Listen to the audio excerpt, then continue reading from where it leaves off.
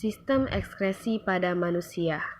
Manusia itu bagaikan sebuah mesin metabolisme.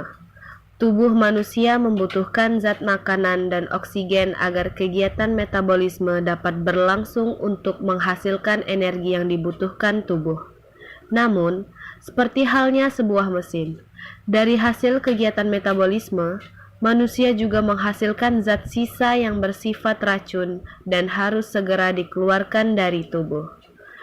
Proses pengeluaran zat sisa pada manusia terbagi menjadi 3. 1. Ekskresi, yaitu proses pengeluaran zat sisa hasil dari kegiatan metabolisme yang tidak dibutuhkan lagi oleh tubuh.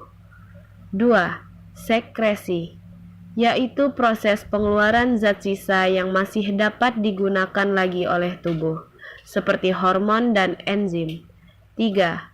Defekasi, yaitu proses pengeluaran zat sisa hasil pencernaan melalui anus. Pada bahasan video ini, kita akan membahas mengenai sistem ekskresi. Sistem ekskresi. Ekskresi adalah proses pengeluaran zat sisa hasil dari kegiatan metabolisme yang tidak dibutuhkan lagi oleh tubuh.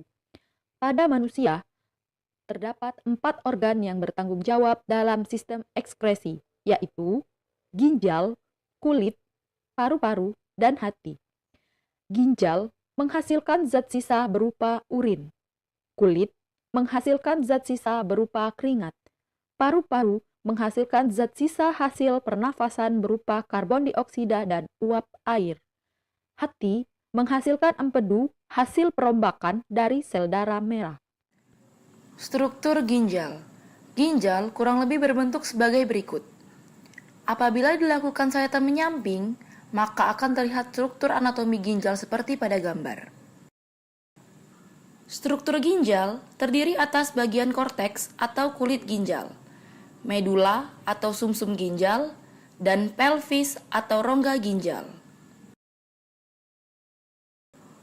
Di dalam ginjal juga terdapat pembuluh arteri tempat masuknya darah yang akan dibersihkan, disebut arteri renalis. Dan pembuluh vena tempat keluarnya darah disebut vena renalis. 2. Mekanisme pembentukan urin pada ginjal. Sekarang, mari kita melihat dalam mengenai ginjal. Pada ginjal, terdapat unit struktural yang bertanggung jawab dalam pembentukan urin yang disebut sebagai nefron. Nefron terbagi atas beberapa bagian. Badan Malpighi, tubulus contortus proximal, lengkung Henle, tubulus contortus distal, serta tubulus collectivus. Sekarang, mari kita lihat lebih dekat pada badan Malpighi. Pada badan Malpighi, terdapat gulungan-gulungan kapiler darah yang disebut glomerulus dan bagian yang menyelubungi glomerulus yang disebut kapsul Bowman atau simpai Bowman. Darah akan mengalir di dalam kapiler glomerulus disuplai dari arteriola afferent. Afferent berarti masuk dan keluar melalui arteriola efferent. Efferent berarti keluar. Selama darah mengalir, karena pengaruh tekanan menyebabkan molekul-molekul kecil di dalam darah terdorong keluar dari glomerulus melalui ruang antar sel-sel endotel kapiler glomerulus. Sedangkan, molekul-molekul besar seperti protein dan lemak tidak dapat melewati ruang antar sel-sel endotel kapiler glomerulus dan akan tetap berada pada kapiler glomerulus. Sehingga, hanya molekul-molekul kecil yang tersaring saja yang akan ditampung di dalam kapsula Bowman. Proses penyaringan yang telah berlangsung demikian disebut filtrasi. Hasil filtrasi ini disebut urin primer, mengandung molekul-molekul air, urea, amonia, glukosa, asam amino, natrium, dan garam-garam mineral. Tahap pembentukan urin selanjutnya terjadi pada suatu tubulus yang disebut tubulus contortus proximal. Urin primer dari kapsula Bowman akan mengalir di sepanjang tubulus contortus proximal. akan mengalami proses penyerapan kembali zat-zat yang masih berguna bagi tubuh, seperti air, glukosa, asam amino, dan garam-garam mineral menuju kapiler peritubulus, yaitu pembuluh kapiler darah yang mengelilingi tubulus nefron. Sebagian air akan diserap kembali ke dalam darah akibat pengaruh perbedaan tekanan osmotik antara urin primer dan darah.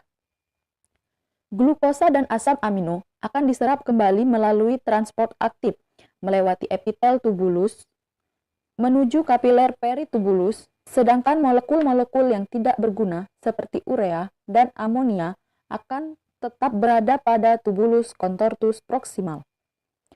Proses penyerapan kembali yang telah berlangsung disebut reabsorpsi.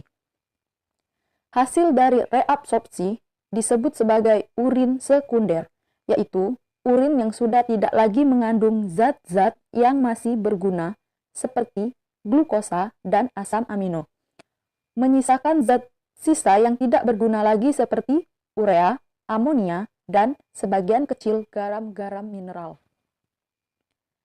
Selanjutnya, urin akan mengalir memasuki daerah tubulus yang melengkung dan menyempit, disebut lengkung Henle.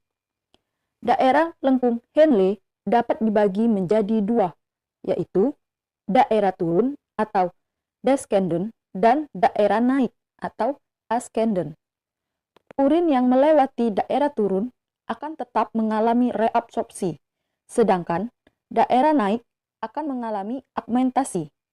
Augmentasi akan dibahas pada tubulus selanjutnya. Selanjutnya, urin akan memasuki tubulus tempat berlangsungnya proses terakhir pembentukan urin, disebut tubulus contortus distal. Di dalam tubulus distal, urin sekunder akan mengalami proses augmentasi, yaitu proses penambahan zat sisa yang tidak diperlukan dari kapiler peritubulus ke tubulus.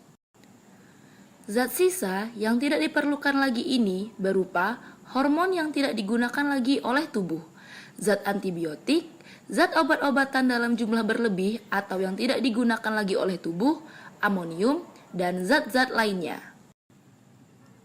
Hasil dari augmentasi adalah urin sebenarnya, yang terdiri dari sebagian besar molekul air, urea, amonia, serta molekul tambahan yang tidak digunakan lagi oleh tubuh, seperti zat hormon, zat kimia obat-obatan, dan garam-garam mineral. Selanjutnya, urin sebenarnya akan memasuki tubulus colectivus atau tubulus penampung yang nantinya akan mengalir menuju pelvis. Organ ekskresi lainnya. Selain ginjal, organ ekskresi lain pada tubuh manusia adalah kulit, paru-paru, dan hati. Baiklah, yang pertama adalah kulit. Kulit terbagi atas dua lapisan, epidermis dan dermis. Lebih lanjut dibahas pada bab sistem integumen. Pada bagian dermis, terdapat kelenjar keringat yang berfungsi menghasilkan keringat yang mengandung air dan garam-garam mineral. Keringat dihasilkan ketika kapiler pembuluh darah bawah kulit melebar karena pengaruh panas atau pengaruh hormonal dan sebagainya. Darah akan melewati lapisan bawah kulit atau subkutan lebih banyak. Sebagian air dan garam mineral akan berdifusi menuju kelenjar keringat, kemudian akan dihasilkan sebagai keringat yang nantinya akan keluar menuju pori-pori kulit. Paru-paru. Pada paru-paru terdapat alveolus, tempat terjadinya proses difusi oksigen dan karbon dioksida. Proses ini menyebabkan oksigen masuk ke dalam darah dan karbon dioksida dilepas menuju ruang alveolus. Dari alveolus, karbon dioksida kemudian dilepaskan keluar dari tubuh. Proses lebih lanjut dibahas pada bab sistem pernapasan. Hati. Sel-sel darah merah yang sudah tua akan dirombak menuju hati menjadi zat empedu. Seperti yang pernah dibahas pada sistem pencernaan, zat empedu membantu dalam sistem pencernaan untuk mengemulsikan atau mengumpalkan lemak agar mudah dicerna. Contoh penyakit-penyakit pada sistem ekskresi. Batu ginjal. Batu ginjal disebabkan oleh urin tertampung dalam waktu yang lama dengan kandungan air yang sangat sedikit. Zat urea pada urin mengeras membentuk struktur kristal atau batuan tajam. Kristal batuan urea ini dapat ikut mengalir bersama urin menuju ureter ginjal. Karena strukturnya yang keras dan tajam, kristal batuan urea ini akan tersangkut pada ureter dan dapat melukai ureter, menyebabkan rasa sakit pada penderita. Diabetes insipidus. Diabetes ini disebabkan oleh gangguan pada hormon ADH. Hormon ini bertanggung jawab dalam proses pengaturan reabsorpsi. Ketika hormon ADH tidak berfungsi sebagaimana mestinya, proses reabsorpsi terganggu, sehingga kandungan zat-zat yang masih berguna seperti glukosa dan asam amino tidak diserap kembali dari urin primer. Akibatnya, urin yang dikeluarkan dari tubuh masih mengandung glukosa dan asam amino. Karena tidak maksimalnya proses reabsorpsi ini juga, tidak maksimal juga proses penyerapan kembali air, menyebabkan jumlah air yang dibuang dari ginjal menjadi sangat banyak. Karena itulah, orang yang mengidap diabetes insipidus tampak tidak bertenaga dan sangat sering buang air kecil. Albuminuria. Gangguan ini disebabkan dari kandungan albumin atau protein darah pada urin. Hal ini disebabkan oleh adanya kerusakan atau pendarahan pada glomerulus sehingga protein darah dapat lolos masuk ke dalam urin.